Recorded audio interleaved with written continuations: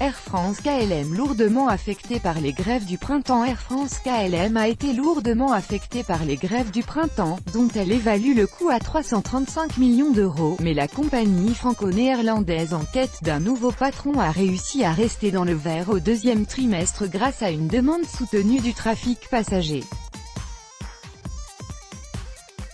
Le groupe a publié un bénéfice net de 109 millions d'euros sur la période allant d'avril à juin, en très fort recul par rapport à la même période l'an dernier, a-t-elle annoncé mercredi.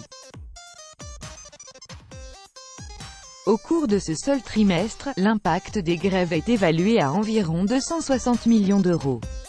Le bénéfice net du deuxième trimestre 2017 était de 593 millions d'euros, mais ce chiffre est gonflé à hauteur de 254 millions d'euros par un effet exceptionnel lié à l'entrée en vigueur d'une nouvelle norme comptable.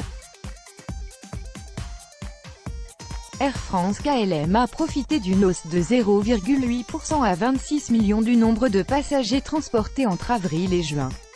Elle a aussi tiré avantage d'une hausse de sa recette unitaire, ce qui a permis de maintenir son chiffre d'affaires stable à 6,6 milliards d'euros.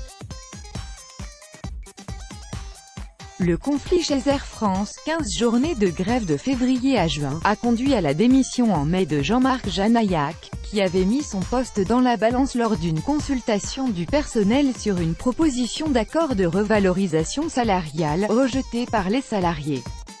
Son successeur devrait être désigné à la rentrée. La direction a indiqué mi-juillet que le processus de recrutement de la nouvelle direction du groupe devrait être finalisé dans les prochaines semaines, avec une mise en place effective en septembre.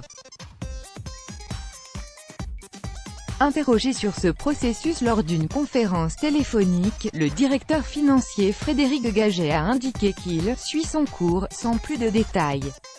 Le management n'est pas directement impliqué, ce qui est normal, a-t-il souligné. Tout droit de reproduction et de représentation réservé, copyright 2018, Agence France Presse.